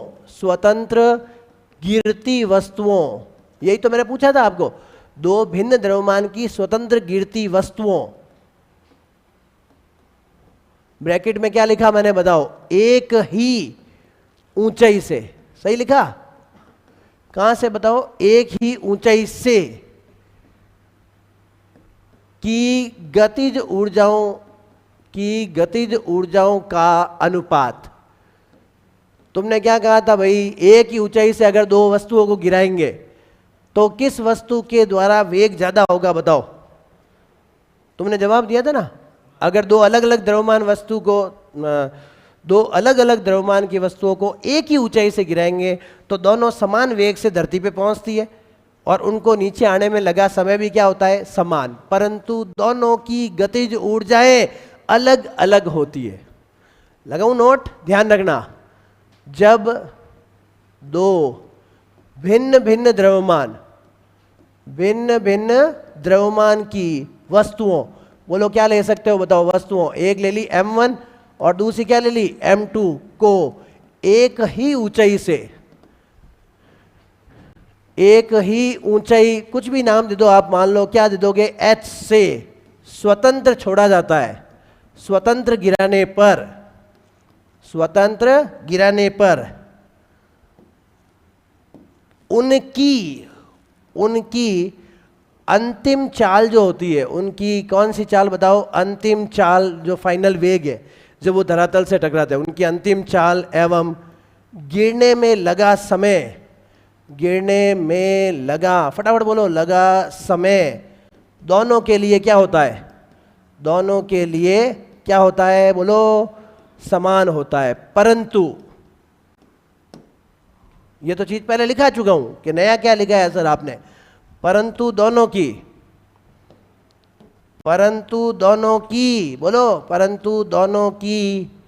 गतिज ऊर्जा का मान अलग अलग होता है। क्या होता है? अलग अलग होता है। अर्थात गतिज ऊर्जा द्रव्यमान पे निर्भर, द्रव्यमान पर निर्भर करती है। वहां एक नोट्स में लाइन लिखाई थी, बोलो क्या लिखाई थी? कि वो द्रव्यमान पे निर्भर नहीं करती, और यहां लिखाऊंगा वो द्रव्यमान पे निर्भर। अब देखो भाई, के का फॉर्मूला कौन सा काम में लो? स्वतंत्र फ्री फॉल है, बोलो mgs।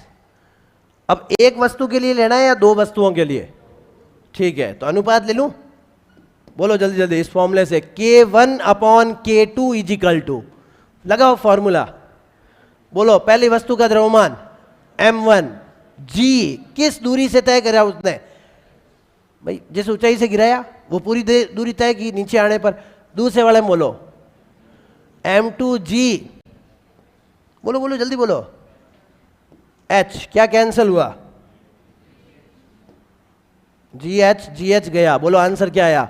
K1/K2 = m1/, बताओ किसकी गतिज ऊर्जा ज्यादा होगी? जिसका द्रव्यमान ज्यादा होगा उसकी गतिज ऊर्जा भी ज्यादा होगी। 1 किलो और 5 किलो को गिराया, बताओ जमीन पे सबसे पहले कौन पहुंचेगा? 7। किसका वेग जमीन पे ज्यादा होगा? 1 किलो का ज्यादा होगा। बोलो किसका? बराबर होगा। किसकी गतिज ऊर्जा ज्यादा होगी? बोलो 5 किलो की। अब नहीं बोल रहे जबकि सही बोला था। अरे बोलो किसकी ज्यादा होगी? क्योंकि जिसका द्रव्यमान ज्यादा उसकी गतिज ऊर्जा भी ज्यादा। समझ में आया? तो 1 किलो और 5 किलो को गिराने पर उनके समय का अनुपात पूछे, उनकी चालों का अनुपात पूछे तो आपको सेम कहना है, लेकिन गतिज ऊर्जा का अनुपात पूछे तो क्या कहना है? m1/m2। किसकी गतिज ऊर्जा ज्यादा होगी?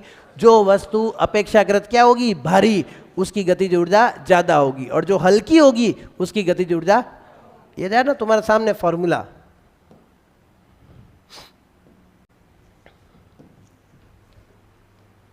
दो किलोग्राम एवं 3 किलोग्राम द्रव्यमान की दो वस्तुओं को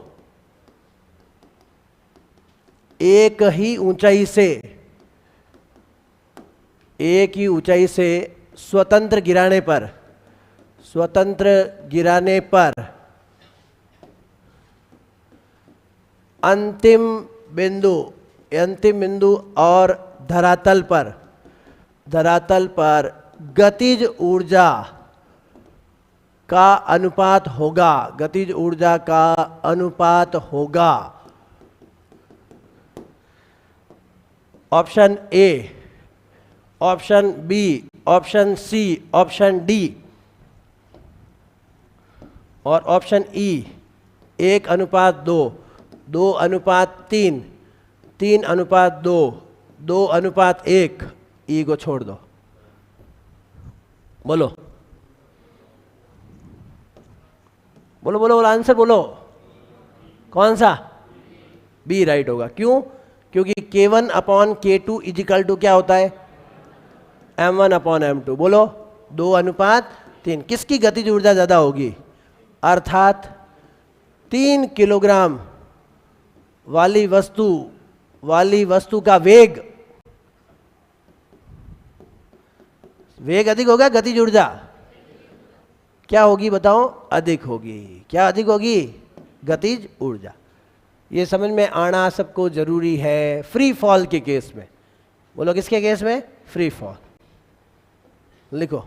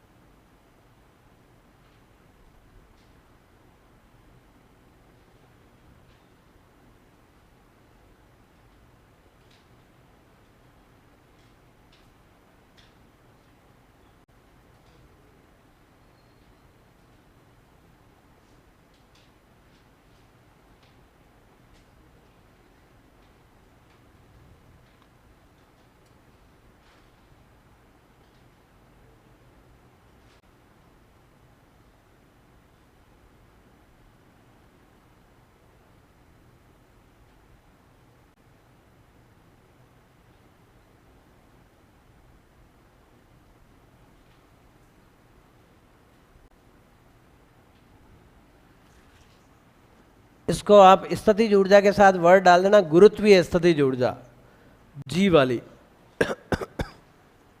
अंडर ग्रेविटी है ना, वो मैंने लिख दिया फ्री फॉल, इसका मतलब ग्रेविटी वाली हो गई। तो यहां पे वर्ड डाल देना गुरुत्वीय स्थितिज ऊर्जा।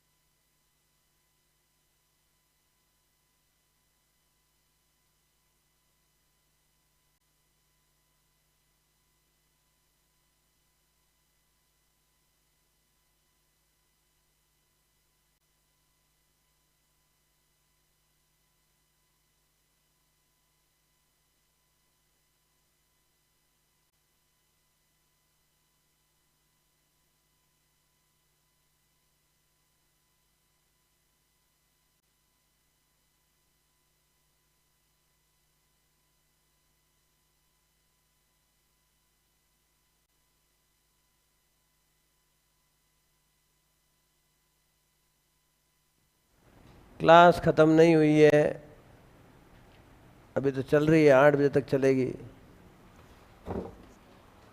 आज 8 बजे तक का टाइम है।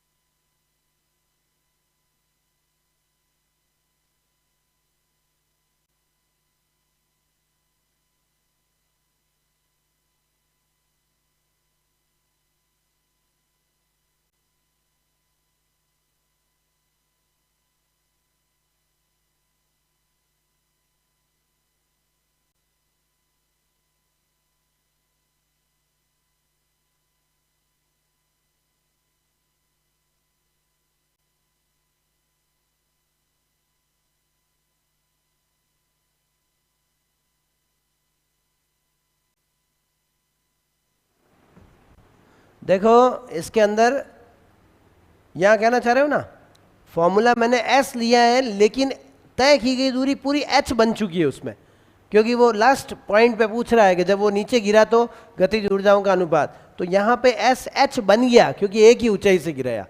तो और एक ही ऊंचाई को आप एस ले तो दोनों में एस आ जाएगा, वो कट जाएंगे। ठीक है, ये ध्यान रखना है आप, क्योंकि आप सोच रहे हो कि भाई एम जी एच तो उसका फॉर्मूला था तो वो यहाँ क्यों लिया, वो नहीं, एस की जगह एच आया है, फॉर्मूला तो एम जी एस वाला ही लिया। बढ़िया रहा, ऐसा पूछ लेना चाहिए। कई लोगों के मन में होता है, पूछते नहीं है कि नहीं अपन तो याद कर लेंगे, क्या पूछना, या छोटी मोटी बात नहीं पूछा, और फिर उससे क्या होता है कि सब आगे की जो प्लानिंग है वो डिस्मिस हो जाती है, फिर सब रटना ही रटना पड़ता है।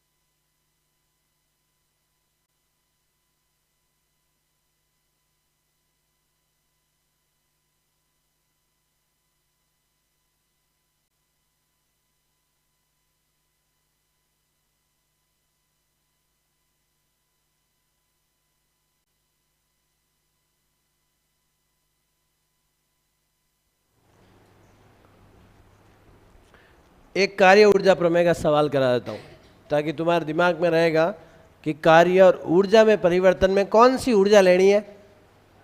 बोलो, गतिज ऊर्जा। ठीक है, एक छोटा सा सवाल जो 2 मिनट में ही पूरा हो जाएगा। 200 ग्राम द्रव्यमान, 200 ग्राम द्रव्यमान की वस्तु ऑब्लिक पिंड की चाल 10 मीटर प्रति सेकंड से 20 मीटर प्रति सेकंड करने में, 20 मीटर प्रति सेकंड तक करने में आवश्यक कार्य होगा, आवश्यक कार्य होगा। Stop writing. देखो सवाल को पढ़ो, कैसे पता चलेगा आपको कि यहाँ पे हम कार्य ऊर्जा प्रमेय को याद करें। वर्क एनर्जी थ्योरम, जिसको हम बोलते हैं WE, वर्क एनर्जी थ्योरम। क्यों याद करेंगे हम वर्क एनर्जी थ्योरम को? पहले फॉर्मूला बोलो दिमाग में। W all forces is equal to क्या होता है? बोलो, डेल्टा K। सही है। आपको कार्य की गणना करनी है और सवाल में देखो गति को लेके बात कर रही, कार्य और गति दो ही चीज आ रही है यहाँ पे, बाकी कोई नाम ही नहीं आ रहा है। तो बताओ W इज इक्वल टू हो गया यहाँ पे K फाइनल माइनस बोलो क्या, K इनिशियल, ये हो गया हाफ M V फाइनल का square minus half M V initial वेग का या चाल का स्क्वायर हो गया, क्योंकि स्क्वायर हो रहा है वैसे भी। अब बताओ हाफ M क्या आ रहा है? कॉमन, पीछे क्या बचेगा? V final minus V initial का स्क्वायर। अब फटाफट से सवाल को पढ़ो, बताओ हमें कार्य ज्ञात करना है क्या? तो आप क्या होगे? हाँ बोलो, हाफ की जगह हाफ, कितना द्रव्यमान है? 200 ग्राम। किस में बदलना पड़ेगा? कैसे बदलते हैं? बोलो, 200 में किसका भाग लगेगा? 1000 का। तो किस में बदल गया वो? इनटू V फाइनल, फाइनल वेग क्या है उसका? 20 का स्क्वायर, इनिशियली क्या था? 10 का स्क्वायर। बोलो सही है। क्या बचेगा नीचे? बोलो, सब कैंसिल करने के बाद ये 0 0 गया, ये 2 से ये 2 गया, सही है ना? क्या बच गया? बोलो, 1/10 इंटू 20 का स्क्वायर, 400 में से 100 गया, कितना बचा? 300। 1 0 से 1 0 फिर कट गया। बोलो आंसर कितना आया? तो ये हमारी कौन सी प्रमेय हो गई? बोलो, कार्य ऊर्जा प्रमेय। लिखो। अब तुम कहोगे सर इस प्रमेय को यहाँ यूज क्यों लिया गया? आपको मैंने कार्य का फॉर्मूला कौन सा बताया? बताओ, पहले हम कार्य का फॉर्मूला कौन सा जानते हैं? 1 मिनट रुक जाओ। W बराबर FS होता है। बोलो, होता है कि नहीं होता है? क्या यहाँ बल दिया हुआ है कि विस्थापन दिया हुआ है? प्रश्न को पढ़ो, क्या बल दिया हुआ है क्या? क्या विस्थापन दिया हुआ है क्या? नहीं। तो फिर हमें क्या दिया हुआ है? कार्य को किससे जोड़ने का है?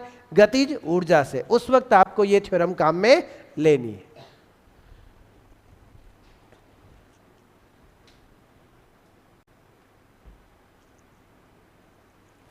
बंदूक की गोली दीवार में धस के रुक जाएगी, उस वक्त भी आपको ये कार्य ऊर्जा, मतलब गति से जुड़ी हुई जब भी बात होगी और उसमें कार्य, बल, विस्थापन पूछे, तो उस वक्त आपको ये कॉन्सेप्ट काम में लेना है।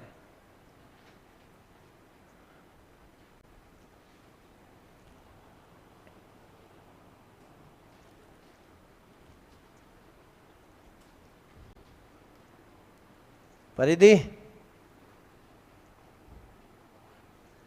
छोड़ दें अब? चलिए ठीक है, फिर आज के लिए काफ़ी है। कल का जो टास्क रहेगा अपना आगे का, वो स्थितिज ऊर्जा, यांत्रिक ऊर्जा का संरक्षण नियम, कुल ऊर्जा, और फिर हमारा जो टॉपिक आ जाएगा पावर। ठीक है, ओके, थैंक यू।